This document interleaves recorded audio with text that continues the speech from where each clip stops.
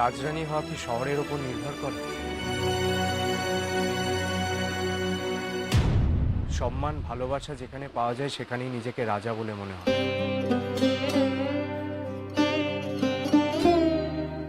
আপনার মেয়ে আমাদের বাড়িতে রাজরানী হয়েই থাকবে। আমি জানি আমার আচরণে আপনি আমার উপর ভরসা করতে পারছেন না, আর সেটাই তো স্বাভাবিক। আপনারা আশীর্বাদ করতে গেলেন, আমি কলকাতায় চলে এলাম। এর আগে আমি নিজে এসে আপনাদের বাড়িতে বলে গেছি আমি বিয়ে করতে চাই না। ক্ষমা চাইছি। তবে এটুকু বলতে পারি আপনাকে, আমি প্রাণপণ চেষ্টা করব আপনার মেয়েকে সুখী করতে।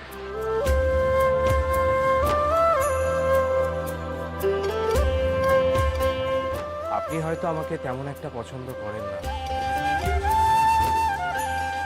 একদিন নিশ্চয়ই আমার সম্পর্কে আপনার ধারণা পাল্টাবে। অন্তত আমি সে চেষ্টা করব।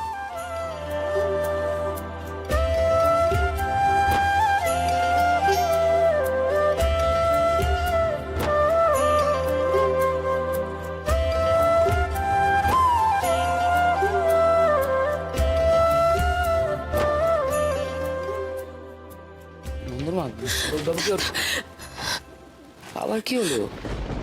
দাদা আমি কোনো ভুল করিনি দাদা, আমি কোনো ভুল করিনি। আমি একদম ঠিক সিদ্ধান্ত নিয়েছি। তুমি দেখো দাদা, তুমি দেখো আমি খুব সুখী হব। আমি কোনো ভুল করিনি। আজ আমার আর কোনো দ্বিধা নেই দাদা, কোনো দ্বিধা নেই।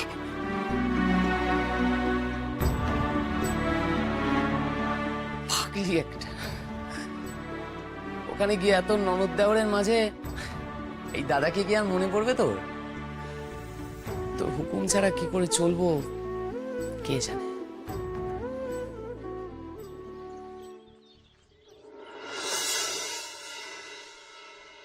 বেণীমাধব বাবু, আপনি বাড়ি আছেন?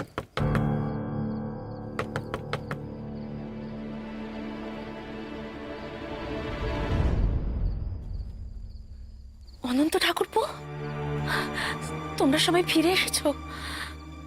তোমাদের মাস্টার মশাই বললেন তোমরা নাকি বিকেল গড়িয়ে ফিরবে, আর এদিকে রাত্রির হয়ে যাচ্ছে দেখে আমারও চিন্তা হচ্ছিল। যাক যাক, তোমরা ফিরে এসো। এসো এসো এসো, ভেতরে এসো, ভেতরে এসো। আমরা তো সকলেই আছি।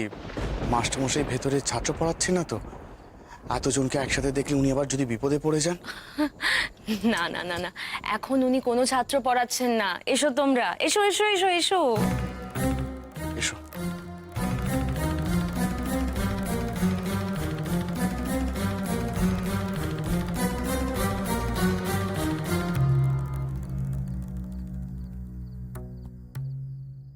শোনো, তোমাদের মাস্টার মশাই স্কুলে এক নতুন ছেলেকে নিয়ে পড়েছে। তাকে কি একটা বই দেবেন বলে তিনি লাইব্রেরিতে গেছেন বই আনতে। বৌঠান, আপনি কেন ব্যস্ত হচ্ছেন? আমরা নিয়ে নিচ্ছি।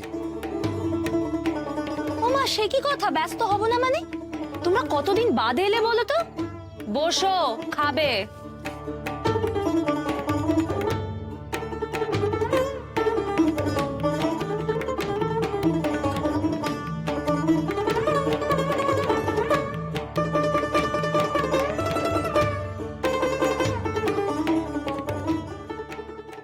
বৌঠান, এ কি করছেন?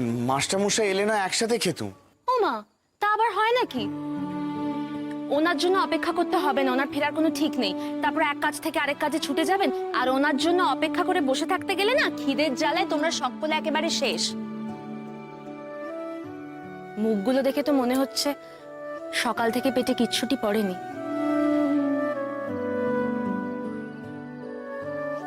বসো।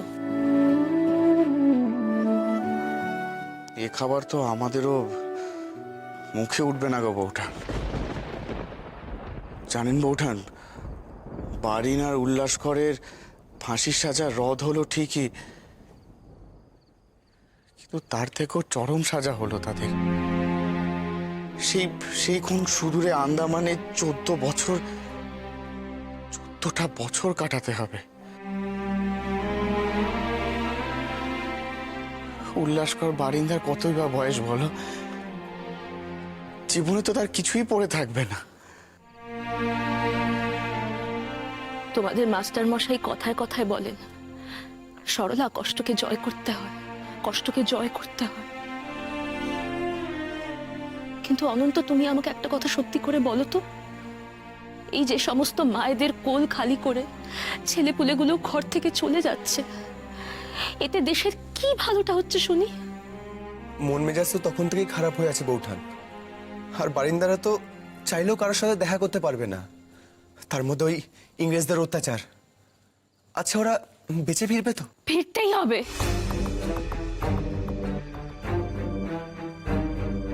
তোমাদের কিন্তু এর বিরুদ্ধে রুখে দাঁড়াতেই হবে।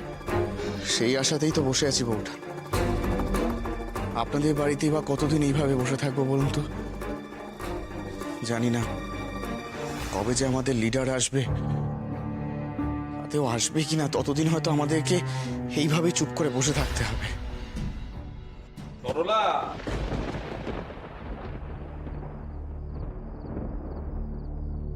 সরলা,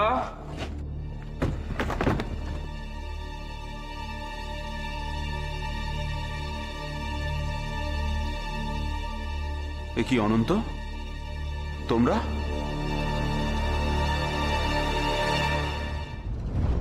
মাস্টারমশাই, অনন্ত ঠাকুরপুরা সব ফিরে এসেছে। বারিন ঘোষ আর উল্লাসকরের কি খবর? বারিনবাবু আর উল্লাসকরের দীপান্তর হয়েছে। দীপান্তর? মাস্টারমশাই, কোর্ট চত্বরের বাইরে পুলিশি পাহারা খুব বেড়ে গেছে। আমার মনে হয় কটকেও তাই হবে। আপনি তো স্কুলে চাকরি করেন, আপনার কোনো বিপদ হবে না তো আমাদের জন্য? অসুবিধে? অসুবিধে আর কি হবে? বড়জোর বদলি করবে, কিংবা খুব বেশি হলে চাকরিটা যেতে পারে। দীপান্তর কিংবা ফাঁসি তো হবে না। তোমরা অরবিন্দ বাবুর সঙ্গে দেখা করেছো? না, অরবিন্দ বাবুকে ধরবার জন্য পুলিশ মুখিয়ে রয়েছে। অরবিন্দ বাবু এখন চন্দননগরে রয়েছেন। ওখানে তো ফরাসিদের রাজত্ব, ইংরেজরা খুব একটা কিছু বলতে পারে না, তাই এখন অরবিন্দ বাবুকে কেউ কিছু করতে পারছেন না। অনন্ত, এই গোটা দেশটাতে ইংরেজ, ফরাসি সকলেই রয়েছে, নেই কেবলমাত্র আমরা।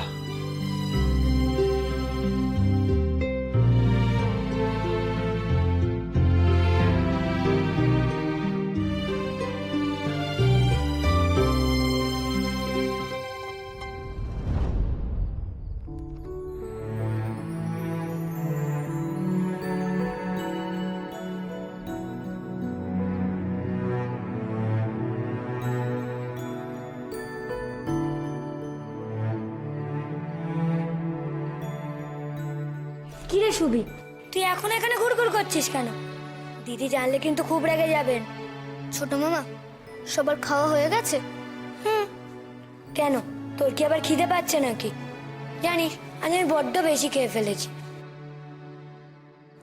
না না, ভাবছিলাম যে মিস দাদার জন্য খাবার রেখেছে কিনা। মিস দাদা এখনো এলো না কেন? খুব দেরি হয়ে গেল, আজকে আসার কথা। মিস দাদা আসলে বলতে হবে যে বাবা খুব রেগে আছেন মিস দাদার উপর, নাহলে বকা খাবে যে। এখনো আসছে না কেন মিস দাদা?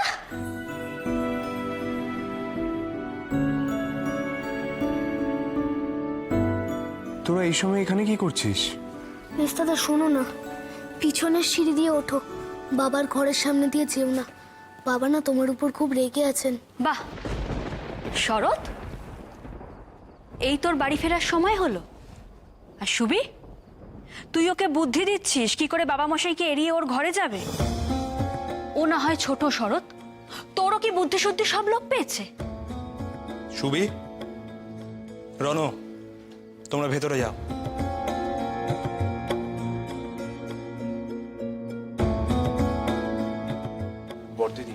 শরৎ, তোর ব্যাপারটা আমাকে একটু খুলে বলবি?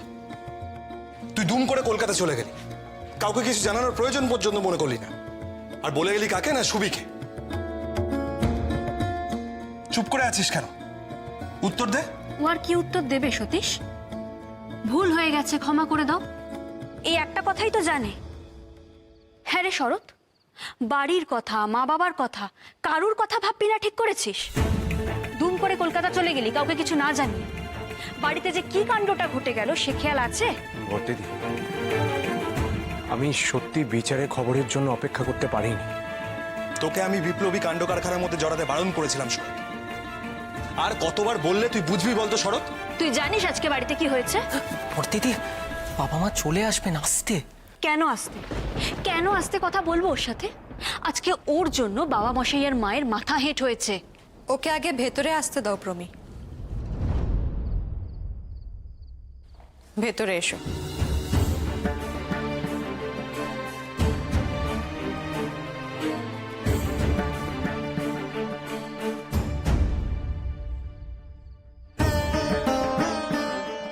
আমায় ক্ষমা করে দাও মা। আমি জানি এভাবে হঠাৎ করে চলে যাওয়াটা আমার ঠিক হয়নি, কিন্তু মা, সব অন্যায়ের কৈফিয়ত হয় না শরৎ। ভেতরে যাও। প্রভা, তোমার মেজ খোকাকে বলো একবার আমাদের ঘরে আসতে। এখানে যেন সমস্ত লেকচার শেষ না করে ফেলে।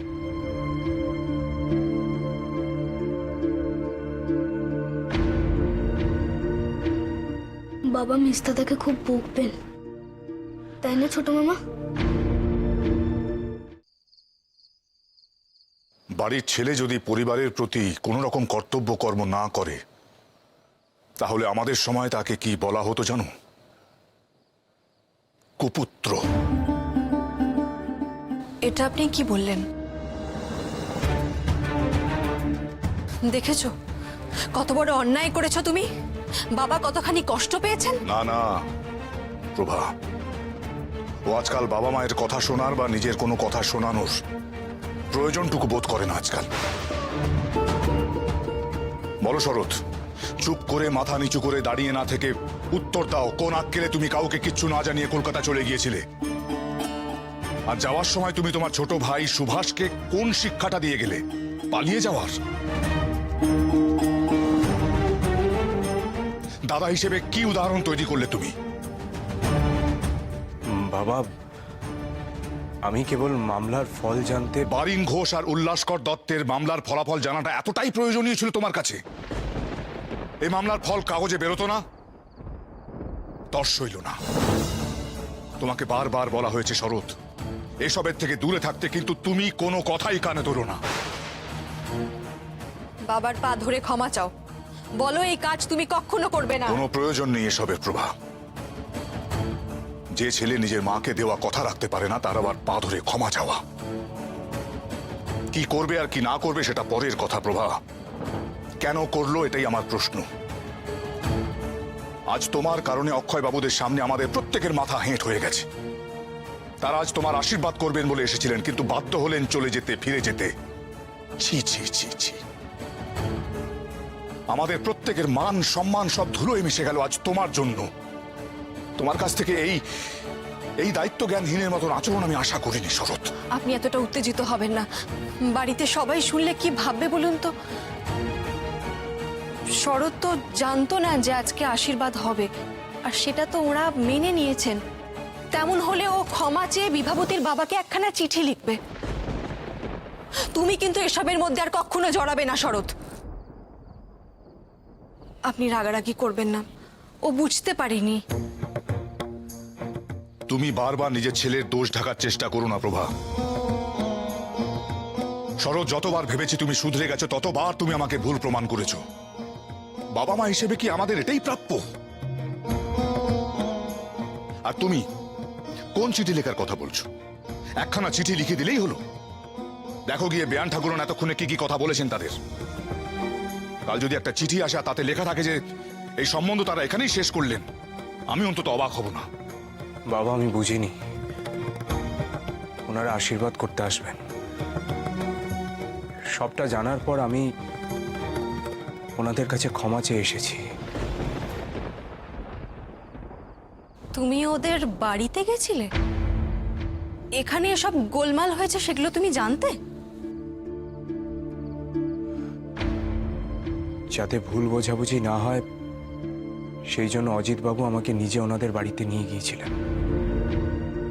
বাবা, আমি সত্যি আপনাদের বিপদে ফেলতে চাইনি। অজিত তোমাকে তাদের বাড়িতে নিয়ে চলে গেল? সেখানে গিয়ে কি কিছু বলেছে, মানে আমাদের সম্পর্কে? না মা। তোমাকে কি বিয়ের জন্য বা আশীর্বাদের জন্য তাড়া দিয়েছে? মা, ওনারা তো জানেন বড়দাদার বিয়ে না হওয়া পর্যন্ত এই বিয়ে হওয়া সম্ভব নয়। তাহলে তাড়া দিয়ে লাভ কি আছে? ও, তাহলে সমস্ত মিটমাট করেই আসা হয়েছে।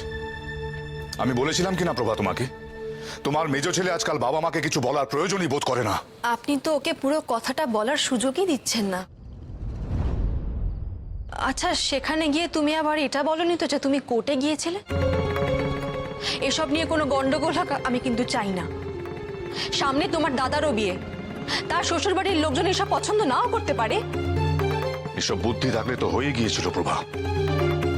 শোনো শরৎ, এসব কোর্ট কাছারিতে গিয়ে প্রতিবাদ করা আজকাল একটা হুজুগ হয়ে দাঁড়িয়েছে। এসবের মধ্যে যাবে না তুমি। মামলার ফলটা নিয়ে সকলে খুব চিন্তায় ছিল,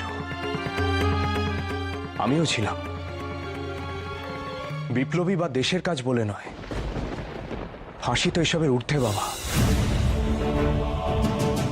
ক্ষুদিরাম বসুর ক্ষেত্রেও তো উচ্চ আদালতে বিচারের কোনো পার্থক্য হয়নি। এবার শ্রী চিত্তরঞ্জন দাস মশাই ছিলেন বলে ফাঁসি কোনো রকম রদ করা গেল। উনি এমন এমন সেকশনে মামলা চালিয়েছেন যে বিচারক বাধ্য হয়েছেন ফাঁসি রদ করতে। তাই নাকি? মানে সেই সব শুনেছো?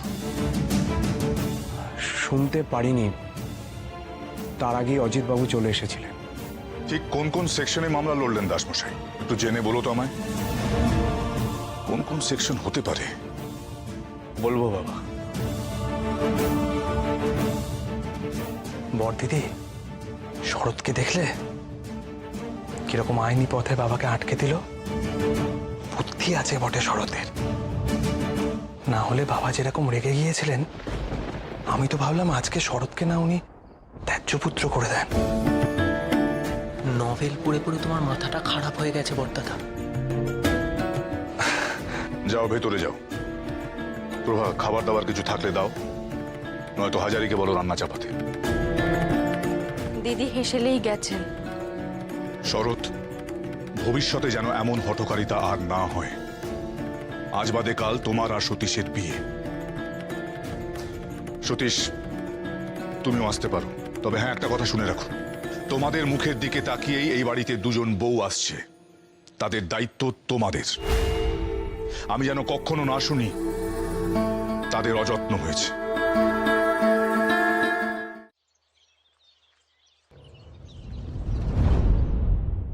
মানদা, সব ঘরে ঘরে বিছানাপত্রগুলো গুছিয়ে রাখবি, আর তোষক গদি বালিশ কি লাগবে না লাগবে সেগুলো একটু দেখিস। আত্মীয় স্বজন বাড়িতে এলো বলে। সব গেল কোথায়? হ্যাঁ, আরে বিয়ে বাড়ির লোকজন সব এসে পড়েছে নাকি?